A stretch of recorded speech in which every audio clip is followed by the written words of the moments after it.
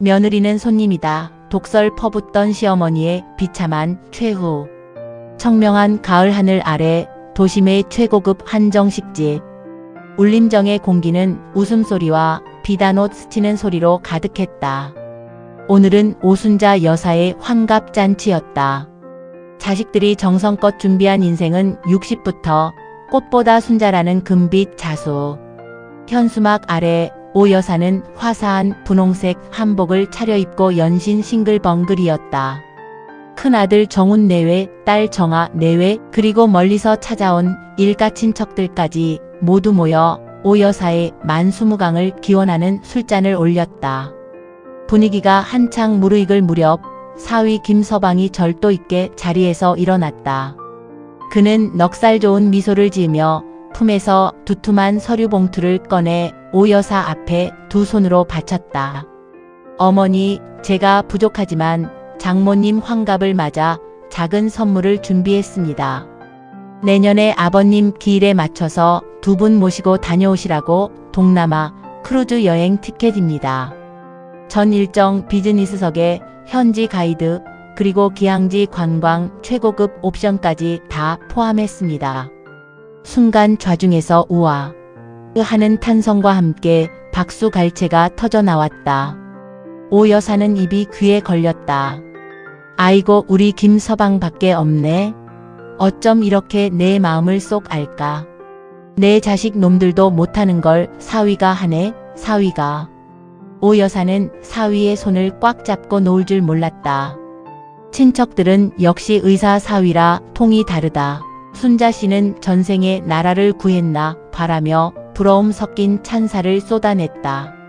그 화려한 풍경 뒤편 며느리 지영의 속은 시커먼 수검댕이가 되어가고 있었다. 사실 이번 환갑잔치의 모든 실무는 지영의 손끝에서 나왔다. 한정식집 예약부터 메뉴 선정, 답례품 포장, 심지어 오 여사가 입은 한복 치수까지 지영이 직접 발품을 팔아 챙긴 것이었다.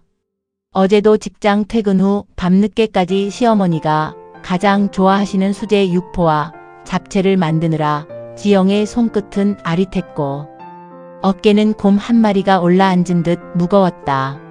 하지만 지금 이 자리에서 지영의 고생은 공기처럼 당연한 것이 되어 흔적도 없이 사라졌다. 더 잔인한 비수는 잠시 후 날아왔다. 친척 어른 한 분이 그래도 우리 지영이가 고생 많았지. 음식이며 잔치며 며느리 손 안 간 데가 없네라며 지나가는 말로 지영의 공을 치하했다. 그러자 오 여사는 찻잔을 내려놓으며 대수롭지 않다는 듯, 아니 오히려 들으라는 듯 앙칼진 목소리로 대꾸했다. 고생은 무슨. 며느리는 원래 이런 날 거드는 손님이지. 우리 김서방처럼 마음을 써야 진짜 자식이지. 돈 귀한 줄 알고 이렇게 턱턱 내놓는 사위가 최고지. 몸으로 때우는 건 누군들 못하니? 손님. 그 단어가 지영의 심장을 날카로운 유리 조각으로 그어버렸다. 결혼 5년 차. 명절이면 시댁에 며칠씩 먼저 내려가 기름 냄새에 절어 전을 부치고 시어머니 생신이면 손수 12첩 반상을 차려냈던 지난 날들이 주마등처럼 스쳐 지나갔다. 지영은 오 여사에게 며느리가 아니라 언제든 불러다 쓸 수 있는 공짜 일꾼에 불과했던 것이다. 서러움이 목구멍까지 차올랐지만 지영은 입술을 깨물며 억지 미소를 지었다. 여기서 눈물을 보이거나 화를 내면 시어머니 환갑잔치 망친 무식한 며느리라는 낙인이 찍힐 게 뻔했다. 지영은 조용히 자리를 피해 화장실로 향했다. 거울 속 자신의 모습은 화려한 잔칫날과 어울리지 않게 초췌하고 비참했다. 어머니, 저도 어머니의 자식이고 싶어서 정말 노력했는데요. 거울 위로 뚝 떨어진 눈물이 지영의 화장을 얼룩지게 했다. 갈등의 서막은 이렇게 화려한 잔치상 위에서 차갑고 묵직하게 시작되고 있었다. 환갑잔치 이후 지영의 마음속에는 시댁을 향한 거대한 만리장성이 세워졌다. 하지만 오 여사는 며느리의 그런 미묘한 심경 변화 따위는 안중에도 없었다. 오히려 사위의 크루즈 티켓에 고무되어 사위 사랑은 갈수록 유별나졌다. 그로부터 한 달 뒤 김서방의 생일이 돌아왔다. 오 여사는 일주일 전부터 지영에게 전화를 걸어 닥달하기 시작했다. 지영아, 이번 김서방 생일에는 내가 갈비찜 좀 제대로 해와라. 다른 집 건 질겨서 못 먹겠더라. 내가 한 게 부드럽고 맛있잖니? 그리고 전복도 좀 싱싱한 거로 구워오거. 지영은 속이 뒤집어지는 것 같았다. 어머니, 저 요즘 회사 프로젝트 때문에 매일 야근이라 시간이 좀. 아니, 사위 생일인데 며느리가 그것도 못하니? 김서방이 우리 집에 해주는 게 얼만데? 잔말 말고 준비해. 생일 당일 오 여사의 집은 다시 한번 잔칫집으로 변했다. 지영은 잠을 줄여가며 사위가 좋아하는 온갖 산해진미를 차려냈고 오 여사는 한우 최고급 안심 부위를 아낌없이 넣은 미역국을 몸소 끓여 사위 앞에 놓아주었다. 김서방 고생 많았어. 이 미역국 먹고 올해도 건강하게 우리 정아랑 잘 살아야 한다. 우리 가문의 보배야, 보배. 오 여사의 눈빛에서는 정말 꿀이라도 떨어질 듯 했다. 그 광경을 묵묵히 지켜보던 지영은 가슴 한구석이 서늘해지는 것을 느꼈다. 정확히 3개월 전 지영의 생일이었다. 그때 시어머니는 전화 한 통 없었다. 남편 정훈조차 깜빡 잊고 지나갈 뻔한 것을 지영이 서러움에 눈물을 보이자. 겨우 집 앞 고깃집에서 외식 한 끼 한 게 전부였다. 결혼 후 5년 동안 오 여사는 단 한 번도 며느리의 생일을 기억해 주거나 따뜻한 미역국 한 그릇 끓여준 적이 없었다. 지영은 거실 구석에서 과일을 깎으며 남편 정훈에게 조그맣게 속삭였다. 자기야, 어머니 정말 너무하시지 않아? 김서방님 생일엔 저렇게 미역국에 한우까지 넣어서 난리신데 내 생일엔 전화 한 통 없으셨잖아. 나도 이 집 식구 아니야? 정훈은 사과를 입에 넣으며 귀찮다는 듯 인상을 썼다. 아, 당신은 또 왜 그래? 우리 엄마 원래 옛날 분이시잖아. 사위는 100년 손님이니까 대접하는 거고 당신은 가족이니까 편하게 생각해서 그러시는 거지. 당신이 좀 넓게 이해해. 김서방이 워낙 우리 집에 잘하니까 엄마가 저러시는 거잖아. 가족이니까 편하게 생각해서 차별한다. 그 말도 안 되는 궤변에 지영은 헛웃음이 나왔다. 가족이라는 이름 아래 며느리에게는 끝없는 희생과 노동을 강요하면서 정작 권리와 사랑을 나눌 때는 손님 혹은 남으로 선을 긋는 이중잣대. 지영은 더 이상 이 부당한 차별을 묵인할 수 없다고 생각했다. 그녀의 마음속에서 5년 동안 켜켜이 쌓여온 서러움은 이제 언제든 터질 수 있는 거대한 활화산이 되어 부글부글 끓어오르고 있었다. 폭발의 도화선은 시댁 제사 날에 당겨졌다. 제사 음식을 준비하느라 지영은 아침 7시부터 시댁 부엌에서 기름 냄새와 사투를 벌였다. 허리는 끊어질 듯 아팠고 뜨거운 기름이 튀어 손등은 울긋불긋했다. 하지만 시누이 정아는 어머 언니 고생하시네요 라는 빈말만 남긴 채 거실 소파에 대자로 누워 핸드폰 쇼핑몰만 들여다보고 있었다. 오후 늦게 퇴근한 김서방이 제사상 앞에 앉으며 점잖게 입을 열었다. 어머니, 요즘 물가도 비싼데 제사 준비하시느라 고생 많으셨죠? 제가 약소하지만 좀 보탰습니다. 김서방은 다시 한번 두툼한 흰 봉투를 오 여사에게 건넸다. 오 여사는 기다렸다는 듯 봉투를 덥석 낚아챘다. 아이고 김서방, 이 귀한 돈을. 자기도 요즘 병원 운영하느라 힘들 텐데 어쩜 이렇게 속이 깊을까. 자네는 정말 하늘이 내린 사위야. 오 여사는 봉투 두께를 확인하며 입꼬리를 실룩거렸다. 그리고는 부엌에서 전 바구니를 들고 나오던 지영을 향해 앙칼진 독서를 퍼부었다. 지영아, 너는 김서방 반만이라도 좀 닮아봐라. 김서방은 저렇게 매달 용돈에 제사 비용까지 챙기는데 너는 5년 동안 우리 집에 돈 한 푼 보탠 적 있니? 그저 제사 음식이나 좀 거드는 주제에 뭐가 그렇게 힘들다고 입을 대잖아 내밀고 있어. 지영은 그 자리에 얼어붙었다. 전 바구니가 바들바들 떨렸다. 어처구니가 없었다. 지영도 대기업 대리급 맞벌이를 하며 남편과 함께 생활비를 부담하고 있었고 시댁의 모든 경조사비는 남편과 합의한 생활비 통장에서 정기적으로 나가고 있었다. 무엇보다 5년 동안 시댁의 모든 노동력을 제공한 것은 지영이었다. 돈을 직접 손에 쥐어주지 않았다는 이유로 며느리의 헌신을 그저 거두는 주제로 비하하는 시어머니의 말에 지영의 자존심은 갈기갈기 찢겨나갔다. 어머니, 어떻게 그런 말씀을 하세요? 제가 돈을 안 냈다고요? 정훈 씨랑 같이 생활비 내고 시댁 행사비도 다 챙겼어요. 그리고 무엇보다 이 제사 음식 다 누가 만들었어요? 아가씨는 소파에 누워있을 때 저는 아침부터 화장실 한 번 못 가고 일했어요. 제가 돈으로 환산할 수 없는 노력을 얼마나 많이 했는데 어떻게 사위님이 돈 좀 줬다고 저를 이렇게 무시하세요? 지영의 목소리가 떨리며 높아졌다. 눈물이 왈칵 쏟아졌다. 시어머니는 잠시 당황한 듯 했지만 이내 지팡이로 거실 바닥을 쾅쾅 치며 더 큰 목소리로 소리를 질렀다. 인연이 어디서 시어머니한테 대들어.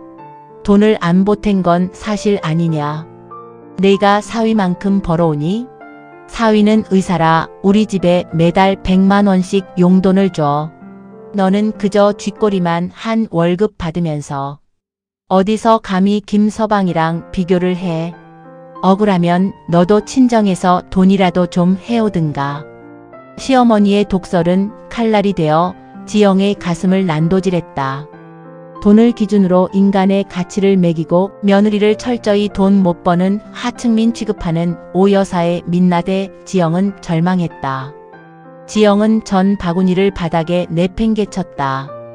기름진 전들이 거실 바닥에 흩어졌다. 네, 저 돈 못 벌어요. 그래서 어머니한테는 자식도 아니고 손님만도 못한 존재네요. 저 더 이상 손님 노릇 안 할래요. 지영은 제사상을 뒤로 하고 가방을 챙겨 뛰쳐나왔다. 가을 바람이 뺨을 때렸지만 지영의 가슴 속 분노는 식을 줄 몰랐다. 시댁을 뛰쳐나온 지영은 친정으로 향했다. 일주일 내내 남편 정훈이 찾아와 엄마가 연세가 드셔서 실언하신 거야. 내가 잘 말해둘 테니 들어가자며 빌었지만 지영은 요지부동이었다. 사과받기 전엔 절대로 그 지옥 같은 집구석 안 들어가. 지영의 결심은 단호했다. 그러던 어느 날 지영은 퇴근길에 우연히 시누이 정아의 대학 동창인 미나를 만나게 되었다. 카페에서 마주친 미나는 지영을 보더니 안쓰러운 표정으로 조심스럽게 입을 열었다. 지영 언니 소식 들었어요. 정아네 집 난리 났다면서요. 지영은 영문을 몰라 물었다. 난리라니요? 무슨 일 있어요? 미나는 주변 눈치를 살피더니 낮은 목소리로 폭로했다. 김서방님 말이에요. 실은 병원 운영이 잘 되는 게 아니래요. 몇 년 전부터 해외 원정 도박에 손을 대서 빚이 수억이라더라고요. 정아가 울면서 저한테 돈 좀 빌려달라고 전화했었어요. 그동안 시어머니한테 드린 용돈이며 크루즈 티켓이며 그거 다 빚내서 생색낸 거래요. 카드 돌려막기로 버티다가 이제 사채업자들까지 병원으로 찾아오고 난리래요. 지영은 뒤통수를 대형 망치로 맞은 것 같았다. 의사 사위 효자 사위의 실체는 도박 중독자의 빚쟁이였다. 그리고 더 충격적인 사실이 이어졌다. 시어머니도 얼마 전부터 아셨대요. 그래서 김서방 빚 갚아준다고 여기저기 돈 빌리러 다니신다더라고요. 언니한테 돈 안 해온다고 구박하신 것도 실은 그 빚 갚을 돈이 필요해서 그러신 것 같아요. 지영은 전신에 전율이 일었다. 시어머니는 사위의 화려한 겉모습에 속아, 아니 사실을 알고 나서도 그 의사 사위라는 타이틀을 놓지 못해 며느리를 제물로 삼으려 했던 것이다. 지영은 즉시 시댁으로 달려갔다. 거실에 들어서자 며칠 전과는 딴판으로 가구마다 빨간 딱지가 붙어 있었고 오 여사는 넋이 나간 채 거실 바닥에 주저앉아 있었다. 지영을 본 오 여사는 소스라치게 놀라며 얼굴을 가렸다.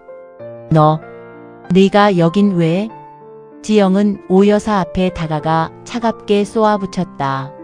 어머니 김서방님 도박 빚 갚아주느라 저한테 돈 안 가져온다고 독설 퍼부으신 거예요. 그 대단한 의사 사위님이 주신 크루즈 티켓 결국 어머니가 쌈짓돈 털어서 산 거나 다름없네요. 저를 손님이라며 무시하시고 일꾼처럼 부려먹으면서 정작 도박으로 집안 말아먹는 사위는 금지옥 옆 챙기셨나요? 지영의 목소리에는 배신감과 경멸이 섞여 있었다. 오 여사는 아무 말도 못한 채 어깨를 들썩이며 울기 시작했다. 화려했던 환갑잔치의 영광은 온데간데 없고 욕심과 거짓으로 쌓아 올린 모래성이 무너져 내리는 비참한 소리만 거실을 채웠다. 김서방의 실체가 드러나자 시댁은 그야말로 지옥으로 변했다.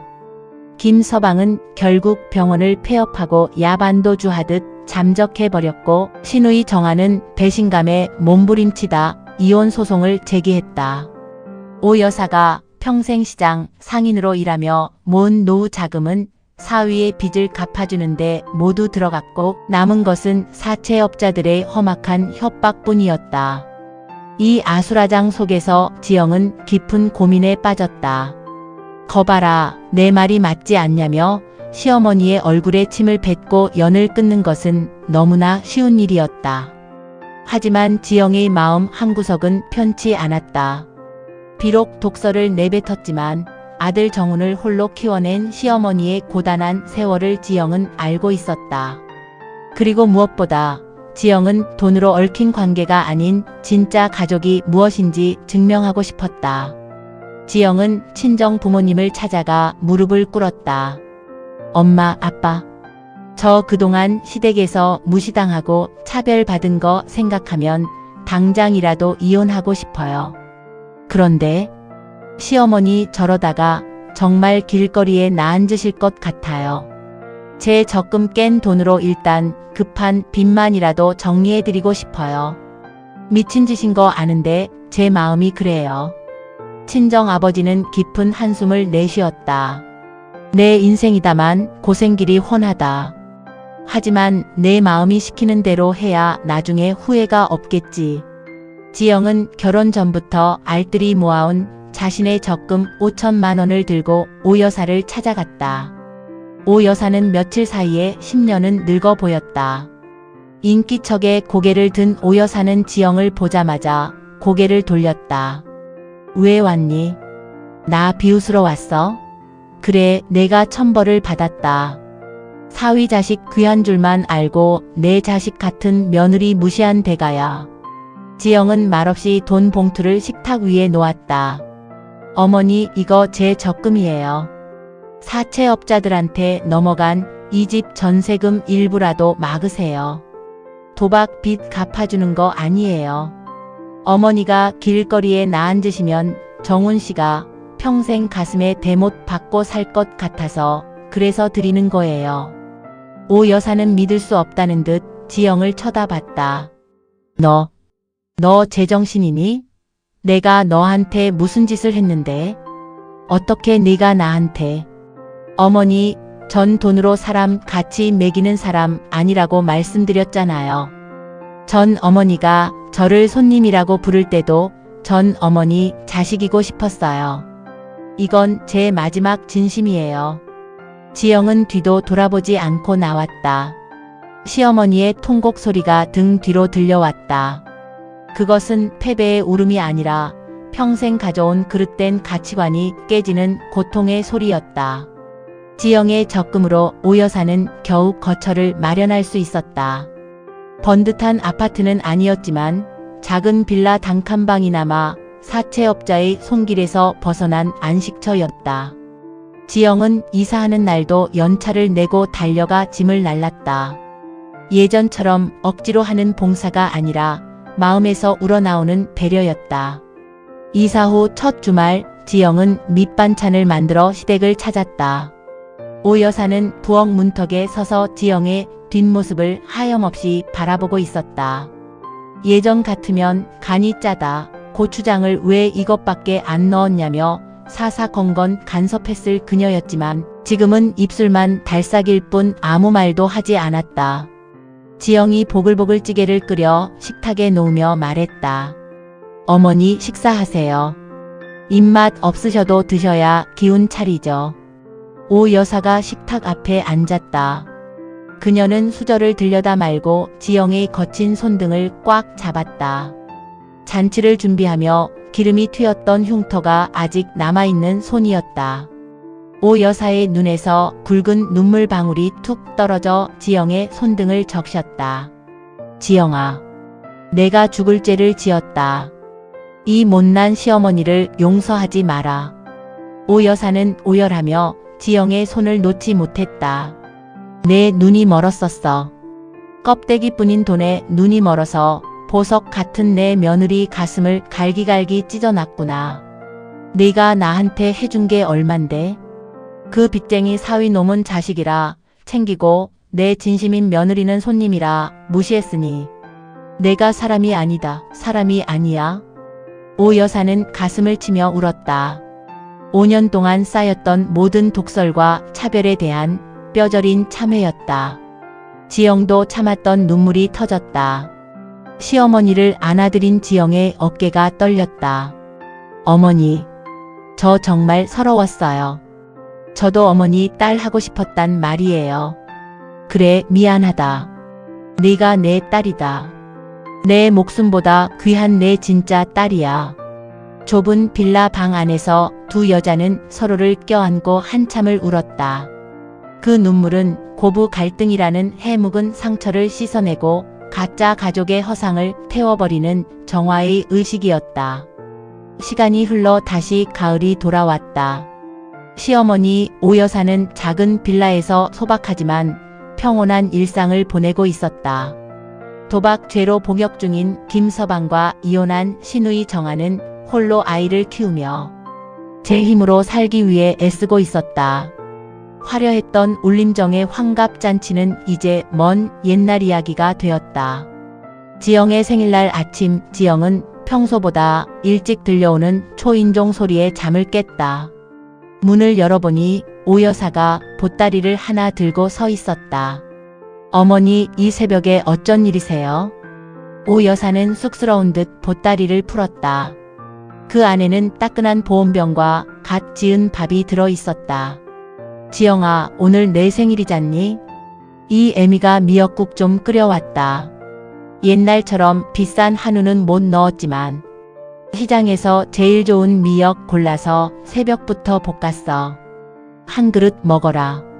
지영은 식탁에 앉아 시어머니가 떠주는 미역국을 한 입 머금었다. 고소하고 진한 국물 맛이 온몸으로 퍼졌다.